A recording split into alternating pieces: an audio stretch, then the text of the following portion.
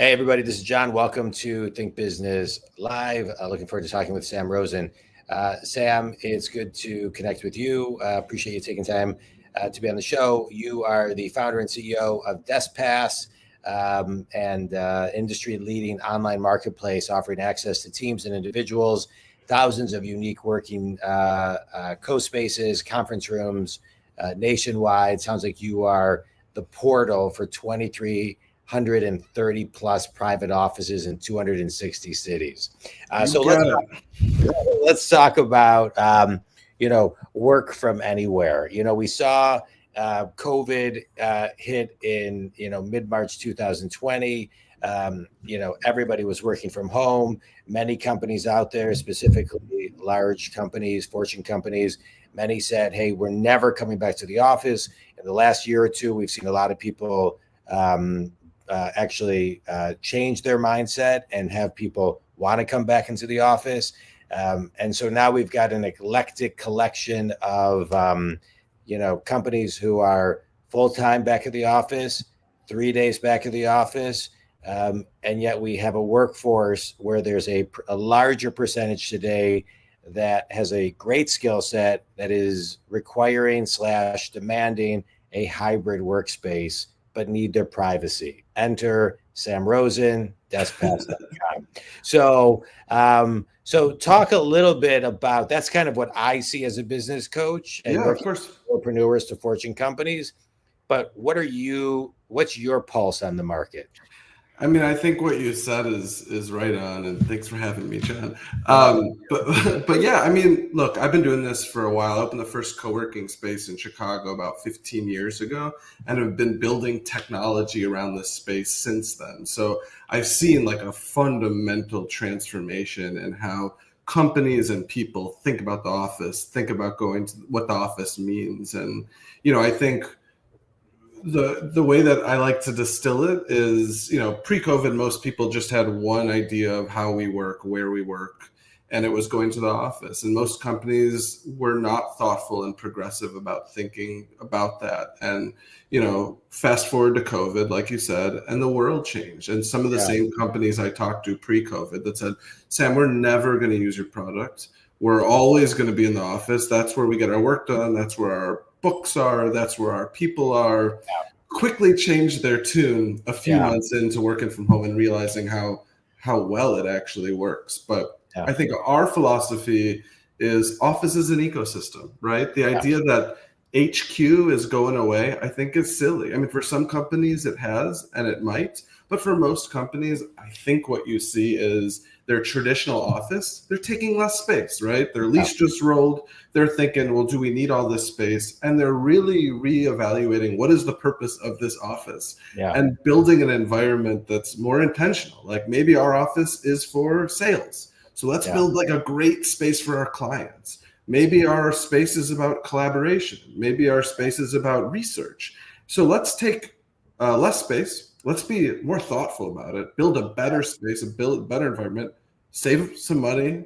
And then aside from working from home, which doesn't work for everybody. If you got kids, if you can't focus at home, if you don't like your spouse, there's a lot of reasons why people might want to work somewhere else. And there's this incredible infrastructure that has popped up of these third spaces, these co-working flexible workspaces that companies are starting to tap into.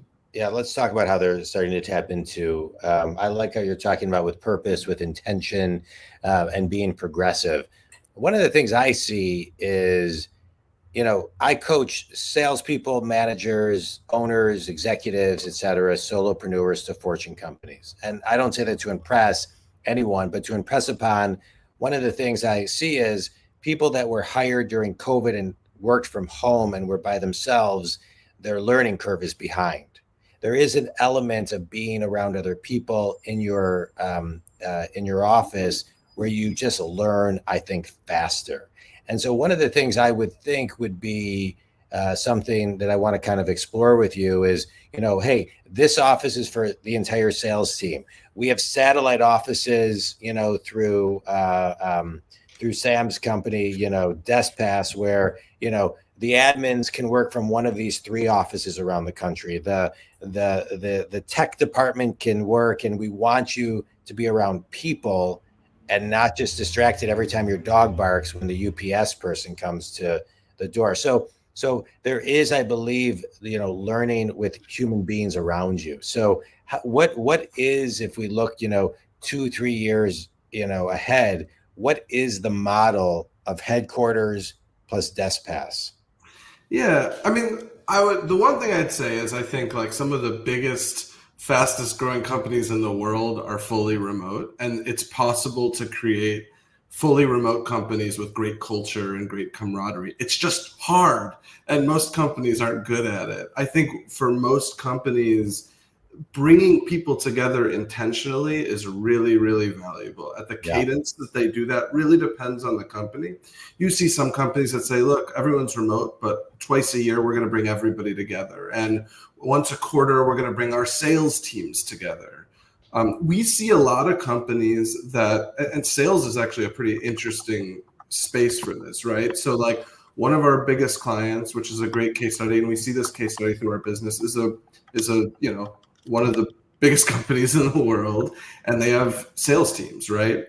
And over COVID, they divested from those sales offices because they were underutilized and empty, and most of their employees should be on the road most of the time anyways. So what they did was they said, look, that kind of crappy sales office we offered that was pretty far away from where you lived, and this is not just in big cities, this is in suburbs, this is in rural communities. We're going to get rid of it, but in lieu of just saying work from home, now we're going to give you Deskpass. And Deskpass offers thousands of workspaces that we would love for you to go to and we're happy to pay for. And those workspaces include, like, I need a hot desk for a day, right? I just need a place to sit down for the day. I need a meeting room where we're going to bring our sales team together every week and we're going to meet in person, and that's going to be our in-person stuff. Or, hey, maybe I'm working on a special project at the end of the year. I need a private office for a few months to get my work done, and we're happy to support you. And the reality is, by leveraging a network like Deskpass, it's far more cost effective because I'm only paying for space when people use it. I'm not paying for space that sits empty, that's not utilized, that I'm committed to for a long time. So it allows companies to learn, like, what do my employees actually want? Yeah. Where do they actually get their work done? Where are they productive? And let's invest more in that and not invest in the other stuff. Yeah, I like it. I like it. All right, so talk to me. I like the whole vibe of it. I'm curious to see where we go as as solopreneurs, as mid-sized companies, fortune companies, because I do think the younger generation, the 20 somethings. I think there's a lot of them that I don't. I'm going to make an assumption right now, but I think it's kind of split. Half of them want to go and be in an office and learn, and half of them want to work from home and have their freedom.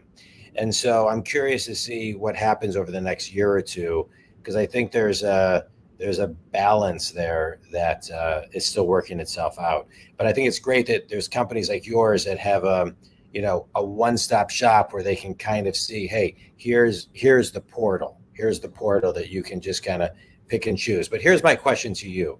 As an entrepreneur yourself, where did the idea spark to become this portal? And then there's the decision to you have an idea, and then there's a decision to actually take action. So how did you turn it from an idea into a business? Yeah. So, before this business, I started a branding agency called One Design Company, which is based here out of Chicago. And like I said, we were really early on finding co-working and opened the first space that called itself a co-working space in Chicago. So really quickly sort of became attuned to what I think is becoming really clear now, which is most offices are pretty empty, and underutilized. And that's not a new thing. That's not a new trend. That was like that before COVID.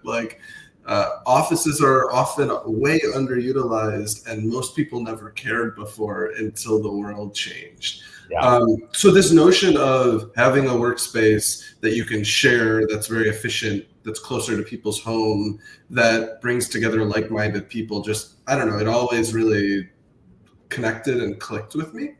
And then we started to build software around helping co-working spaces manage their space, right? The billing, the scheduling, the operations of it. Yeah.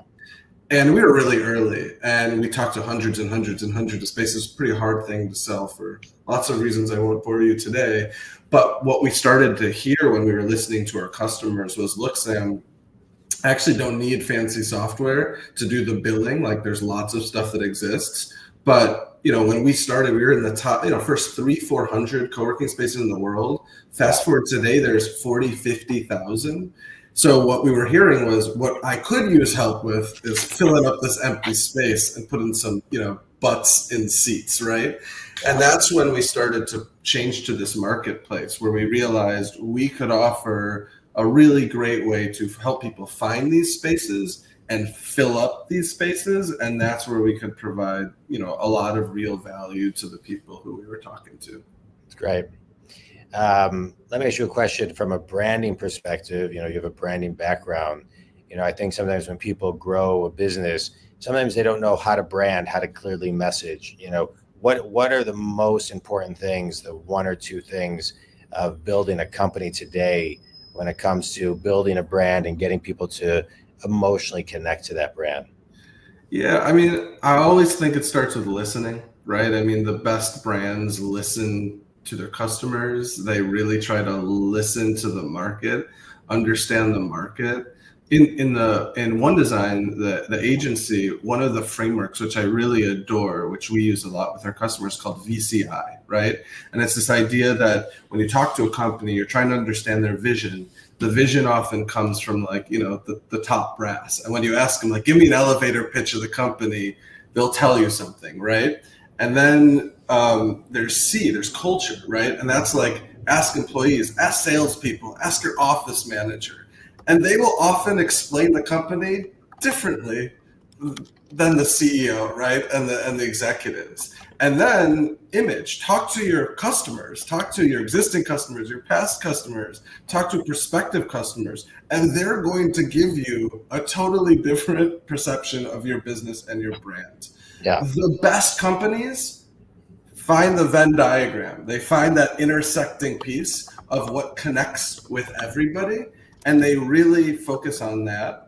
And I think focusing on that and then trying to find a white space in the market and see how your competitors represent themselves and take that core and try to express it in a unique way. I think that's what really creates a strong brand. Yeah, I love it. Let me ask you a question. The obstacle of the biggest obstacle that you had to face starting your business, what was it and how did you overcome it?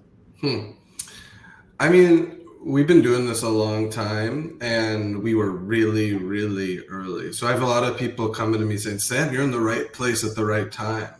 And I often say, yeah, I've been here for 12 years. Where the heck have you guys been? I'm starving. Yeah. Right.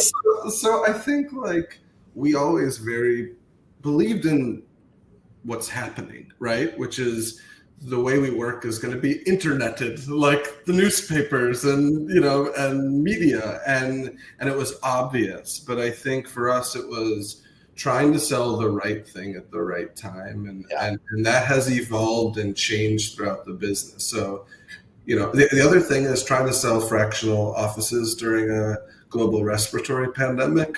Yeah.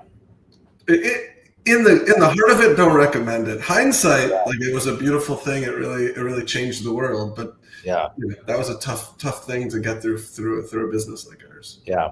All right. Well, kudos to you for getting through it. Thank you, sir. It was we all had the challenges, and that was a tough one. Let me ask you a question. As an entrepreneur, I think sometimes people fear going into business for themselves because it's lonely at the top, and sometimes you don't have someone to talk to. And so, where's an area you get stuck? How do you get unstuck? And what's the lesson learned from it? I've been an entrepreneur forever. I've always had a company, and I think what a big thing that led me down this journey was just being a kid and being kind of ignorant to the risk and sort of the fear related to it. And I think that's such a inhibiting factor for most people to get started. And I have a lot of people that have come into my life and said, Sam, I have this idea for a business, and like I feel like they're at the edge of the cliff, and they're just like coming to me and they just want someone to be like, no, dude, push, go, like jump over, jump on the cliff, off the cliff. And I think that it's fear. Like, and the older I get, I got kids, I got a mortgage, I got employees. Like, I feel the weight and the risk of that more than ever. But to most people who are thinking about getting started or, considering it, like I say, try it.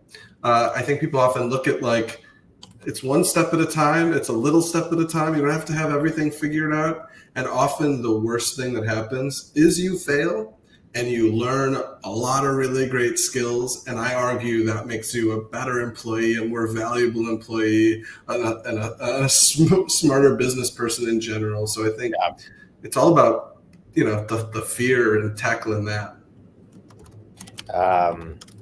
I would say I agree. It's like you just got to jump in, and I've made a bunch of mistakes, and some of them have been big, some of them have been small, but they're just kind of, some of them are expensive lessons, and some of them are less expensive lessons. But you can only learn so much in a book, and you sometimes just got to like learn on the sword, and fortunately. So, a couple questions, quick speed round. Let's do it. Book that's had the biggest impact on you? Oh, man.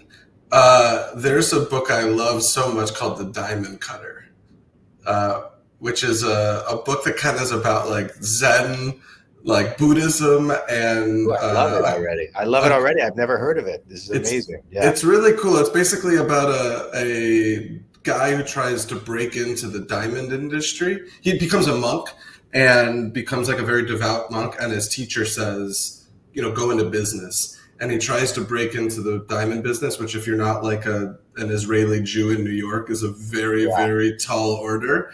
And it's all these business lessons, but it's wrapped up in sort of that philosophy, and that there's some really cool stuff that's I just bought it on Audible. I can't wait. You're fast. That's the best piece of wisdom you've ever received. Oh man, this is kind of cliche, but like, trust your gut, man. Like that's all you got, and you gotta trust your instincts and make them better, even by, like you said, making mistakes and failing. Yeah, good. Last question.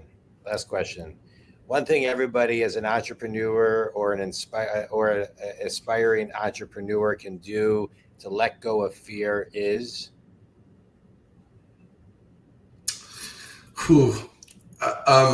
This is not an easy thing to do, but I think it's having a really good support system, having really good partners and people in your life, and telling them, this is silly, but it's not silly. Like, I once almost lost everything, like 3 companies by one jerk. And I came home to my wife, and I was, in tears, and I said, I lost everything. And in that moment, like she didn't care. She really didn't care. And I realized how lucky I am that, like, as an entrepreneur, as just a human, you have so much ego, and you tie your identity to your business and your job and your work. But like most people don't. Like most people are like, that's John, and he's a good dude, and he's my friend, and like that's the attachment they have with you. And I think it's really easy to lose that. So having really good friends to remind you that they're friends with you because they like you and not because you're an entrepreneur, you got a cool business, I think that's a beautiful thing. Yeah, I agree. You've been a pleasure to talk to. Thank you. Tell everybody who your ideal client is and how they can connect with you. Yeah, we work with all sorts of companies from small to big, and we help them, and it's all pay-as-you-go on demand. So I think most companies are like trying to figure this stuff out. So if mid-market, we often go to some of the biggest companies in the world that work with us. So if you are like, hey, we need to figure out this flexible work remote thing, Deskpass.com. I'm Sam at Deskpass.com. Email me and we'll connect. And even if we're not the right solution for you, we talk to thousands of companies and know what's going on. So if we can't help you, we can point you in the right direction. Perfect. Sam, this was great. I'm a business coach. I work with people who are successful, stuck. I get them unstuck. I love this podcast because I get to have guests like you who can shed some advice, guidance, and lessons to help people get unstuck. One thing that I just want to extract from something you said, Think Community, is moving with intention. I think it's really important. And I think we, as entrepreneurs, as business owners, as employees, as managers, as leaders, we're in a time where we need to all continually evolve in how we move with intention. It's harder to recruit. It's harder to retain. People are feeling more connected, emotionally connected to their own personal values and freedom.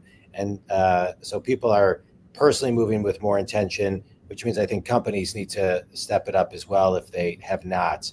But it's really, really important because to me, when we talk about intention, it's about that extra moment of pause to really think in a more multidimensional way, which companies need to do and make sure that they're not moving too fast. And so I think the way that you talk about not only yourself with intention, your company with intention, but how companies are having more intention that are working with you, I think is great. I think community, as you're thinking about how you move personally and from a business perspective with intention, just make sure you give yourself the 30 or 60 seconds you need to just stop and pause and move with intention.